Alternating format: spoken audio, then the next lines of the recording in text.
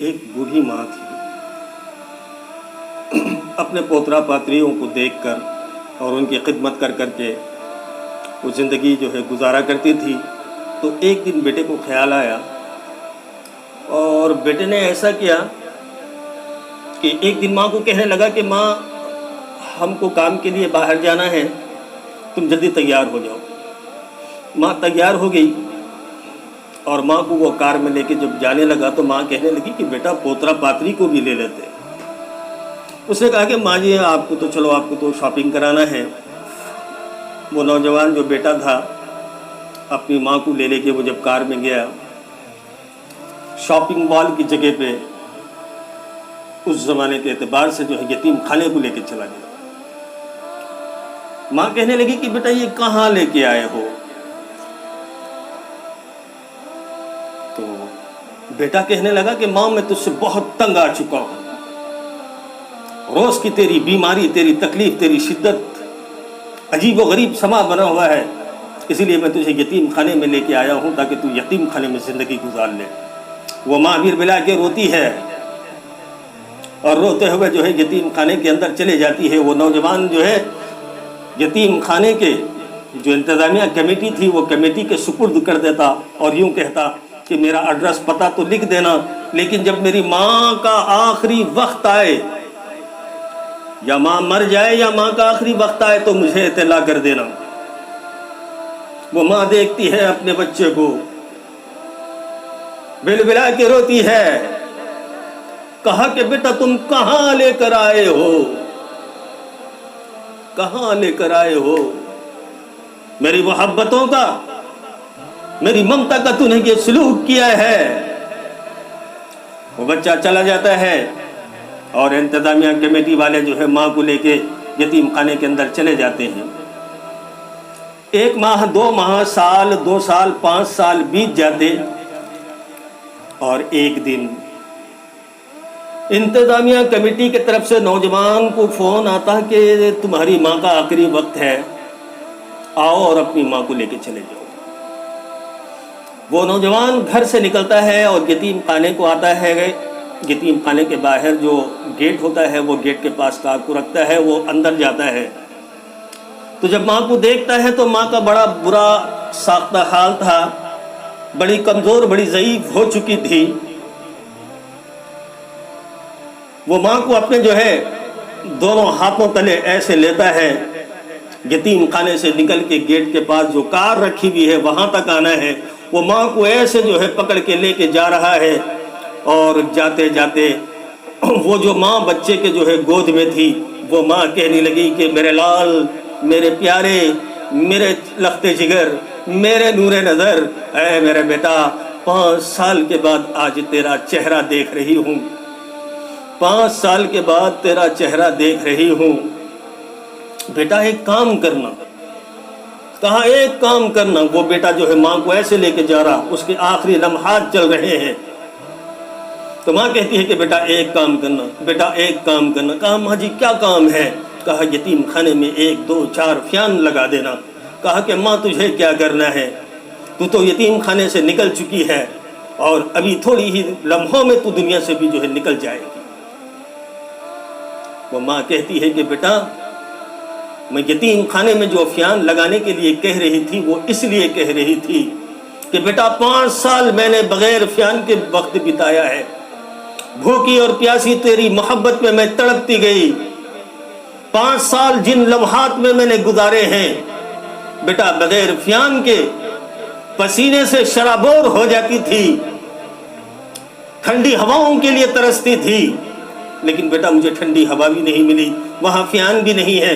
لگاؤ اس لیے کہہ رہی ہوں کہ میرے لال، میرے پیارے بیٹے، جس وقت تیری اولاد تجھ کو یتیم خانے میں ڈالے گی نا، یتیم خانے میں ڈالے گی نا، خانے میں ڈالے گی اور فیان نہ ہوگا، گرمی کی شدت تجھے برداشت کرنا پڑے گا۔ میں نہیں چاہتی کہ میری اولاد گرمی میں جو ہے سسکے، میں نہیں چاہتی کہ میری اولاد گرمی میں تڑپے۔ 5 سال کا طویل عرصہ میں نے بتا لیا ہے، تو نہیں بتا پائے گا۔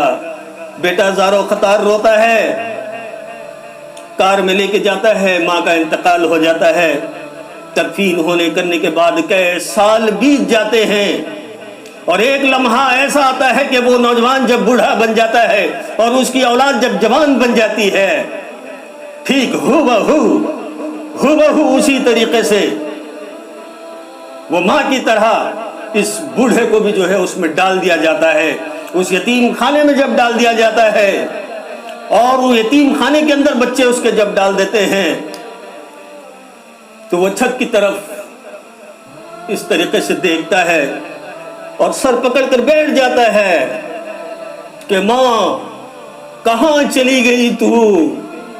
اے ماں تیری ممتا پہ جو ہے میرا سلام، ماں میں نے تجھے ساتھ کیا معاملہ کیا ہے، ماں مجھے معاف کر دینا، ماں مجھے معاف کر دینا۔ یہ کہتے کہتے کئی سال بیت گئے، اور وہ نوجوان جو بوڑھا ہو چکا تھا جسے یتیم خانے میں ڈال دیا گیا تھا، ایک وقت ایسا آیا کہ وہ بھی مر گیا، وہ بھی مر گیا۔ یاد رکھو جیسی کرنی ہوگی ویسی بھرنی ہوگی۔ ماں باپ کی نافرمانی، ناقدری کرنا یہ اولادوں کے سامنے ضرور آتا ہے۔ کسی نے کیا خوب پوچھا ہے کہ اللہ کی رضا یا اللہ کی ناراضگی اگر ہے تو پہچاننا ہے تو کیا کرنا چاہیے؟ تو کہنے والے نے بڑے پیارا جواب دیے، کہے کہ جو ہے اگر تمہارے ماں باپ راضی ہے تو سمجھ جاؤ کہ اللہ راضی ہے، اگر تمہارے ماں باپ ناراض ہے تو سمجھ جاؤ کہ اللہ ناراض ہے۔ تو اس لیے اپنے والدین کی خدمت کیجئے، جو زندہ ہے خدمت کریں، ان کے ساتھ ادب کے ساتھ کھڑے رہیں، محبت اور پیار اور شفقت جو ہے ان کے سامنے نچھاور کر دیں، اف تک نہ کہیں۔ اگر تم اپنی ماں باپ کی خدمت کرو گے تو تمہاری اولاد تمہاری خدمت گزار بنے گی، ورنہ ماں باپ کی جو ہے قدر نہ کرو گے تو تمہاری اولاد وہی معاملہ کرے تم نے ماں باپ کے ساتھ کیا تھا۔ اس لیے ماں باپ کے ساتھ شفقت اور محبت کے ساتھ پیش آنا۔ جن کے ماں باپ زندہ ہے وہ اچھی خدمت کر کے جو ہے دعائیں لے لیں، اور جن کے ماں باپ نہیں ہیں، جن کے ماں باپ نہیں ہیں، جن کے ماں باپ نہیں ہیں، تو وہ اپنے خالہ زاد، خالہ کے ساتھ محبت اور مروت کا جو ہے ماں کی طرح سمجھ کے ان کی خدمت کرے، اور باپ چچا کا، تایا کا اور باپ کے دوستوں کی خدمت کرے، انشاءاللہ باپ کی جو ہے رضا کو بھی پالو گے۔ ماں باپ کی خدمت افضل ترین شے ہے۔ اللہ کے نبی صلی اللہ علیہ وسلم نے فرمایا کہ سب سے غافل ہے وہ شخص، سب سے غافل ہے وہ شخص، بڑا غافل ہے وہ شخص جو اپنی ماں باپ کی خدمت نہ کرے اور اولاد سے امید باندھ لے کہ میری اولاد میری خدمت کرے گی، تو یہ سب سے بڑا غافل ہے، غافل ہے، غافل ہے۔ اس لیے میرے معزز دوستوں، میرے پیارے بھائیوں، وقت کو غنیمت سمجھو، اپنی ماں باپ کی دعائیں لو، ان کی خدمت کرتے جاؤ، اتنی خدمت کرو، اتنا خدمت کرو، اتنی خدمت کرو کہ اللہ ہم سے راضی ہو جائے۔